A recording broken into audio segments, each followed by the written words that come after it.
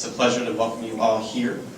Today you're going to be going through many sessions, and you'll be meeting law enforcement officials at the local level, state level, and you'll be interacting with these folks throughout the day. So it should be a great day. We have great weather. To first welcome you here to the campus, I'd like to introduce the president of Albertus Magnus College, Dr. Julia McNamara.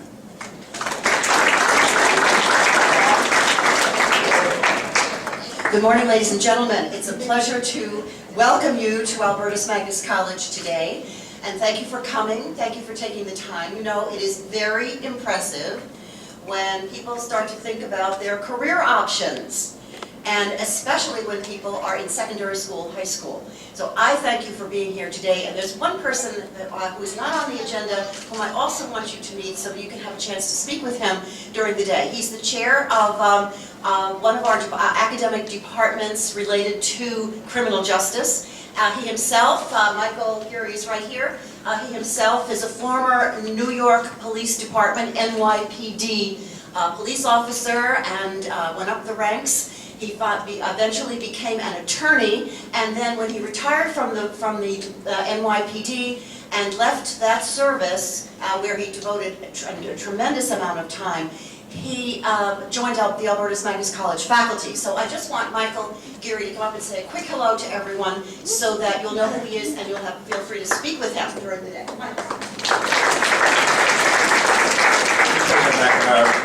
Thank you all for coming out today on a beautiful day. I know it's beginning of the summer and there's a lot of other things to do, and I appreciate your interest in criminal justice and the field of criminal justice as a career. And so welcome. We started the Criminal Justice Department 10 years ago with just a few students, and we've grown over the years to the point where we have 80 CJ majors, and the department is growing by leaps and bounds every year. We have a number of activities for you to do today, and another number of presentations, presenters, so we hope you have a great day. Enjoy the day. At any time during the day you see myself or one of the presenters, please feel free to talk to us about careers in criminal justice and what we do. We have varied experiences between arson investigation, bomb squad investigation, uniform policing, aviation, you know, that sort of thing, emergency service, K-9. So please feel free to ask us any questions you have during the day. We'd be more than happy to help you, and we'd enjoy seeing you in a couple of years as criminal justice fellow employees. So thank you very much.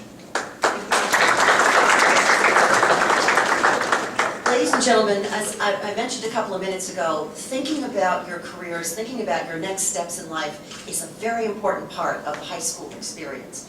I know that many of you here are juniors and seniors. It is really important for you to take this time today and then to follow up, to continue to search what it is, where is your place in society going to be. And it demonstrates to me clearly, the fact that you are all here today, demonstrates to me clearly that this is something that you already take seriously and that you and your families are thinking about.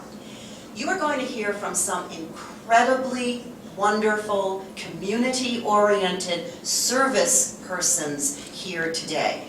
You know, anyone who works in higher education, in secondary education, we are all people who serve the community.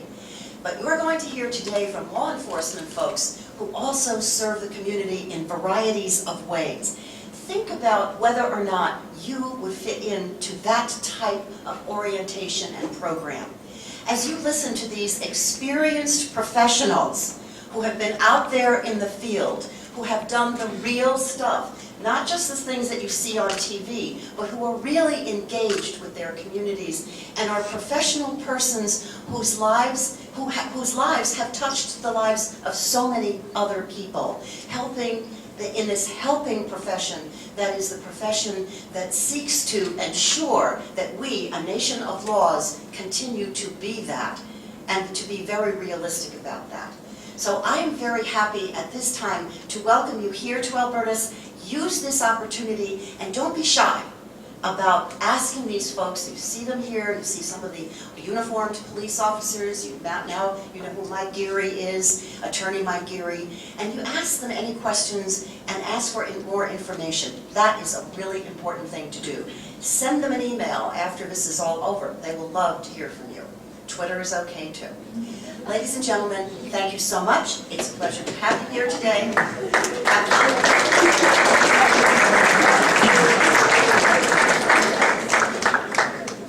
Thank you. We have one more speaker before we start to go out to the sessions today. For those of you that are from Connecticut, I know we have some out-of-state students today, but for those that are from Connecticut, you have seen him on TV, I'm sure, whether it's during a press conference or a commercial promoting safety during the holidays. It's a pleasure to welcome Lieutenant Paul Vance from the Connecticut State Police.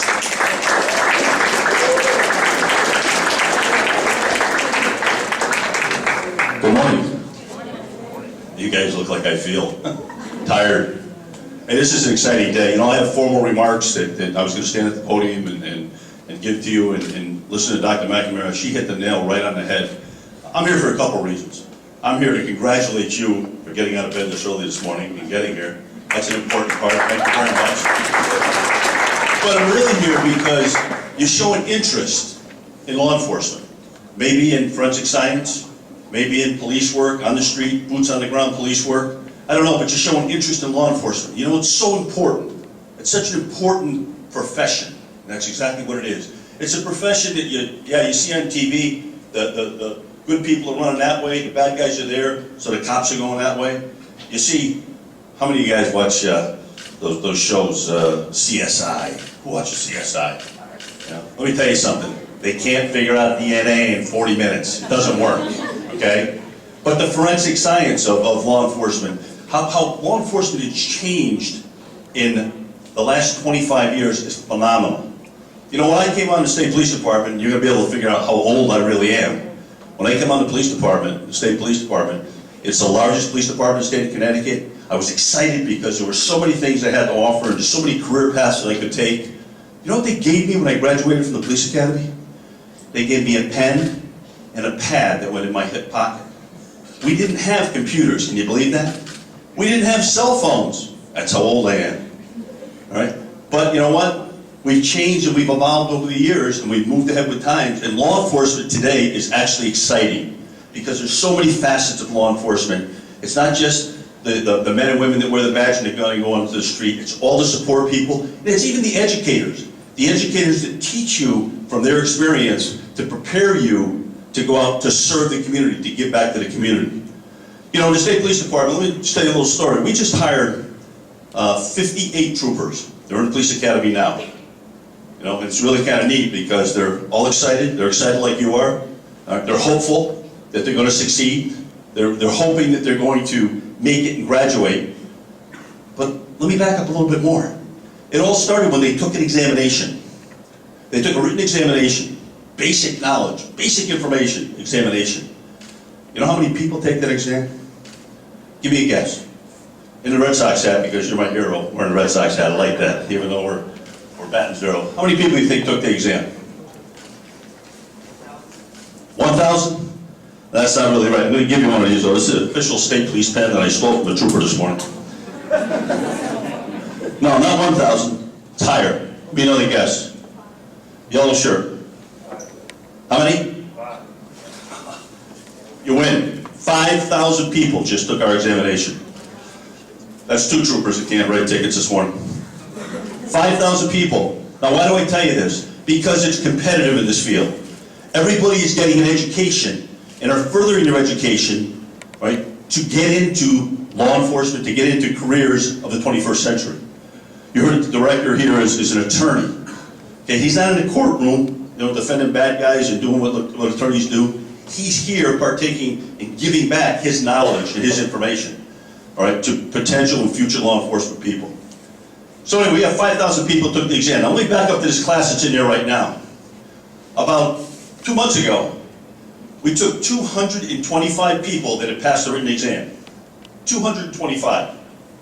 We put them through another battery of tests, a lie detector test. It's really called the polygraph, and I know you guys all know. They take a lie detector test. They do a medical examination, a psychological examination, a physical fitness examination, and the list goes on and on and on. Out of that 225 people, we came down with a list of 82. 82. You know what? Because some people in your age group were thrown out, if you will, because they made some poor decisions. Poor decisions at this time of your life can really follow you for the rest of your life. It can ruin your chances for a career in law enforcement, for a career in nursing, for a career in many other professions. That's the message I want to bring to you. The message is that law enforcement, as far as I'm concerned, I've been doing it for 38 years, longer than all you guys have been alive. It's the most rewarding profession that you can get involved in. And again, it's the boots on the ground guy, it's the forensic science people, it's all the support people make law enforcement possible, make law enforcement what it is today. It's an exciting career. You're going to see today all the different facets of law enforcement. Being a canine handler, there's nothing funnier or better, and I've done it. Quick story. I pull up to a burglary in progress about 11:30 at night, up in rural Connecticut, up in Litchfield. Anybody know where Litchfield is? Way up northwest Connecticut? Who's in Litchfield? Anybody? All right, it's way up in northwest Connecticut. 11:30 at night, there's a bad guy breaking into a store. He sees me, he goes, "Oh, feet, don't fail me now," and he starts running. Do I get out and run after him? No. Why? Because I'm a canine handler, I have a dog. And you know what you do? You step out of the car and you go, "Hey, state police, stop or I'll send a dog." He's running. Ranger was his name. Ranger, go get him. I don't even have to run after Ranger, I just gotta walk. Because Ranger's chewing on his left cheek. Right? And you're going, "Ow, ow!" I just follow the screams. Right? And Ranger catches it for me. But that's a neat part of law enforcement. That's another facet, another thing that I learned. You'll see tactical team. There's some folks here from tactical team. You'll see tactical team members today.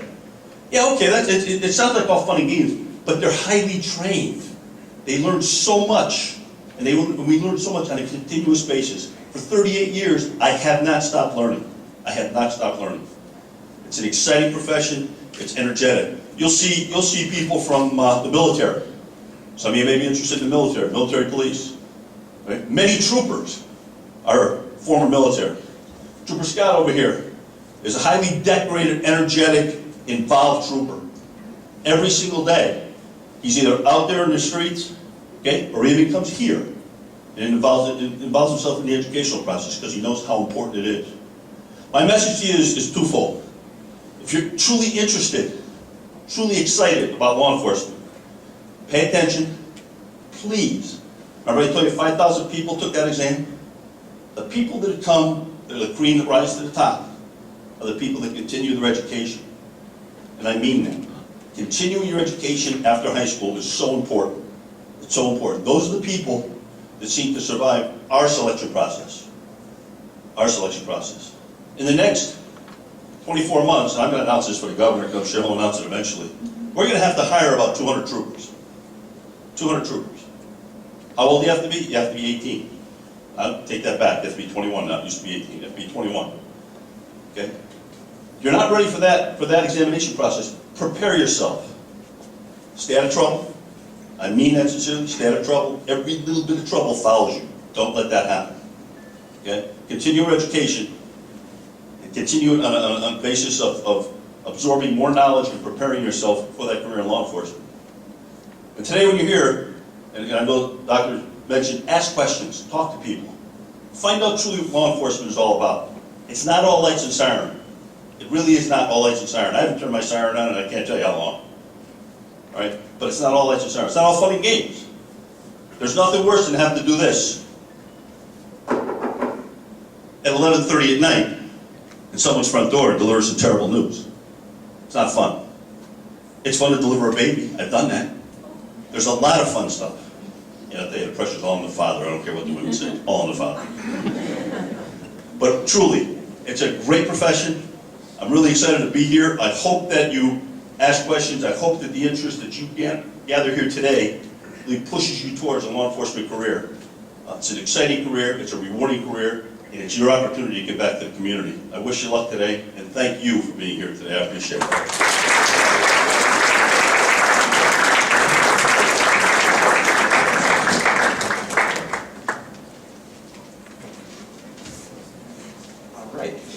Excellent. Thank you, Lieutenant Vance.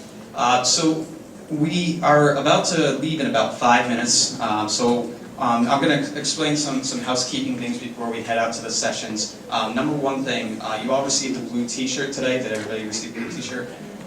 We ask that you do wear the t-shirt just because we do have other groups on campus, other student groups, and doing other things on campus. We just want to make sure that we know that you're with our group and the dining hall upstairs.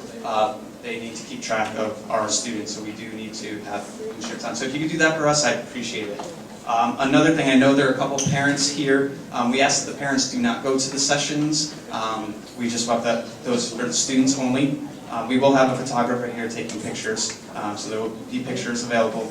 But does anybody have any questions in the meantime? Okay, so what we're going to do right now is we're going to split up into groups. You've all been assigned on your packets squad letters, squad A, B, C, D, E, and F. So what I'm going to do is I'm going to have squad A. We have our tour guides in the back, so if I could have squad A come up front. And we ask that you all stay in your groups today just because they're evenly dispersed, and that's going to help with the sessions. So squad A is going to meet over here on the left. If I can have squad E come over here on my right.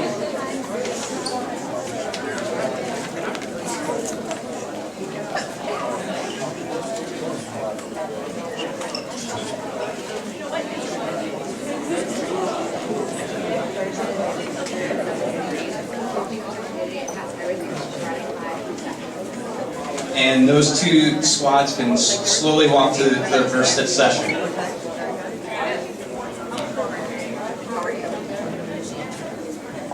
And the tour guides are going to be able to guide you around all day today, so you don't have to worry about getting lost or anything. If you do need restrooms or anything, please feel free to ask anybody in red, myself or any of the staff members here.